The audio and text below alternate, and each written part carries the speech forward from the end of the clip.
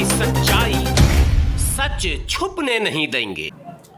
आदाब, मैं हूं हाफिज गुलाम सरवर और आप देख रहे हैं देश की सच्चाई। कल दिल्ली के मुख्यमंत्री अरविंद केजरीवाल की गिरफ्तारी की खबर तो आपको मिली ही होगी। इससे पहले यह खबर भी आपको मिली होगी कि रामपुर के पूर्व सांसद, पूर्व मंत्री, समाजवादी पार्टी के कद्दावर नेता आजम खान को भी कई वर्षों की सजा बाज़ाफ्ता सुना दी गई है। अब ऐसे में आज समाजवादी पार्टी के मुखिया अखिलेश यादव पहुंच गए सीधे सीतापुर जेल आजम खान से मिलने। चुनाव का समय है, इस वक्त सहानुभूति भी एक फैक्टर है। लोग चाहते हैं कि सिंपैथी जो है बटोरा जाए, सहानुभूति लूटी जाए।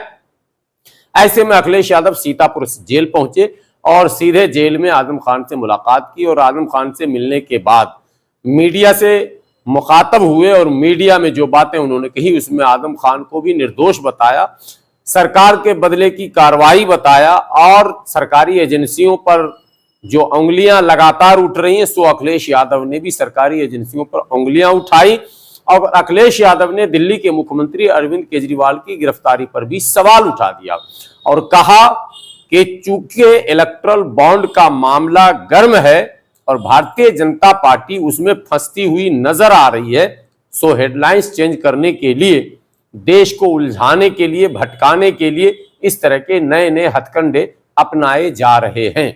कुल मिलाकर अखिलेश यादव ने ईडी की कार्रवाई पर भी सवाल उठाया, केंद्र की मंशा पर भी सवाल उठाया और इसे बदले की कार्रवाई बताते हुए साफ शब्दों में अपने उन तमाम लोगों का बचाव करते हुए दिखे और साथ ही ये भी कह दिया कि 2024 में जनता इसका जवाब देगी। राजनीति में इसी तरह की बातें होती रहती हैं। सुनिए अखिलेश यादव जी ने आखिर क्या कहा। रामपुर की टिकट को लेकर के और टिकट लेकर के भी चर्चा हुई है। सर पल्लवी देखिए, ये पीडीए ही जीतेगा, पीडीए ही एनडीए को हराएगा। पीडीए से घबराई हुई है सरकार। लगातार मुख्यमंत्रियों पर कार्रवाई हो रही है, क्या ये कोई नया तरीका नहीं है। ये समय बहुत बलवान है। हमने आपने तमाम किस्से सुने होंगे। समय से ज्यादा बलवान नहीं है और समय आएगा जब बीजेपी को भी जनता सबक सिखाएगी। केवल जनता इंतजार कर रही है कब उसे वोट डालने का मौका मिल जाए। और केवल मुख्यमंत्रियों को जेल भेजने से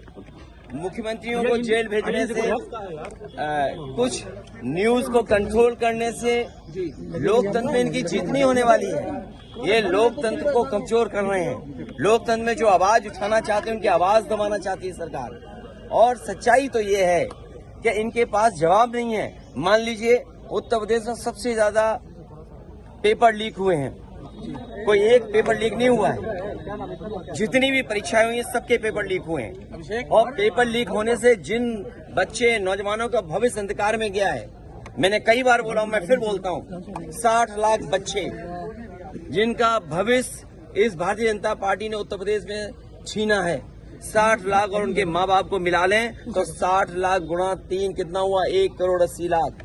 1 करोड़ 80 लाख का अगर हम भाग दे दें, 1 करोड़ 80 लाख को हम भाग दे दें 80 से लोकसभाओं से, तो हर लोकसभा में 2,25,000 वोट कम हुआ है। और जिस दल का 2,25,000 वोट कम हो जाए एक लोकसभा में, तो सोचो कितनी घबराई हुई होगी।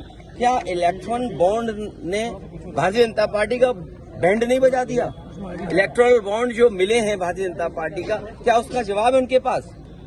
और अगर आप दिल्ली वाली बात कर रहे हैं तो जो आरोप लग रहा है, क्या इलेक्ट्रल बॉन्ड उसने भारतीय जनता पार्टी के लोगों को नहीं दिया? तो ये घबराहट में अपना जो मुद्दा बदलने की जो तरीका है, इसमें भारतीय जनता पार्टी कामयाब नहीं होगी। ये कितने भी नेताओं को जेल भेज देंगे लेकिन जनता को जेल नहीं भेज सकते।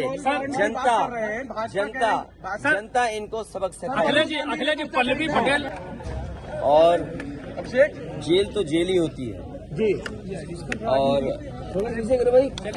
अकेलेपन में कोई रहे और जेल की अपनी परेशानियां होती हैं तो वो तो फेस करनी पड़ती हैं। और हमें उम्मीद है कि उन्हें न्याय मिलेगा, उनके परिवार को न्याय मिलेगा। आदरणीय मोहम्मद आजम खान साहब अरे बोलो मत उनके साथ अन्याय लगातार हो रहा है। बोलो नहीं भैया। ये भी इनह्यूमन एक्टिविटी है सरकार की कि दो परिवार एक साथ नहीं है। जब परिवार को सजा मिली है और कहीं ऐसा आपको देखने को नहीं मिला होगा कि परिवार के लोगों के साथ ऐसा अन्याय हो रहा होगा। कम से कम सरकार को ये दृष्टिकोण तो रखना चाहिए कि परिवार एक साथ रहे। जब इतनी तकलीफ और परेशानी में है, क्या सरकार यही तकलीफ परेशानी देना चाहती है? और वो भी झूठे मुकदमे लगना। सरकार ये कहती है कि दुनिया में उनकी पार्टी सबसे बड़ी है, लेकिन जो लग रहा है Bharatiya Janata party world record नहीं, ये वर्ल्ड रिकॉर्ड से ऊपर चले गए हैं। ब्रह्मांड रिकॉर्ड बना रहे हैं झूठे मुकदमों का। लगातार वर्ल्ड रिकॉर्ड नहीं, ब्रह्मांड का रिकॉर्ड बना रहे हैं झूठे मुकदमों का। और केवल उत्तर प्रदेश नहीं, रामपुर टिकट कहीं पर देख लीजिए आप, हर जगह मुकदमे झूठे लगाए जा रहे हैं। और जो इलेक्ट्रल बॉन्ड ने भारतीय जनता पार्टी का बैंड बजाया, उसकी वजह से आप दिल्ली को भी देख लीजिए कि दिल्ली में क्या हो रहा है। क्या देश ये स्वीकार करेगा झूठे मुकदमे लगा के लोगों को जेल भेज दें?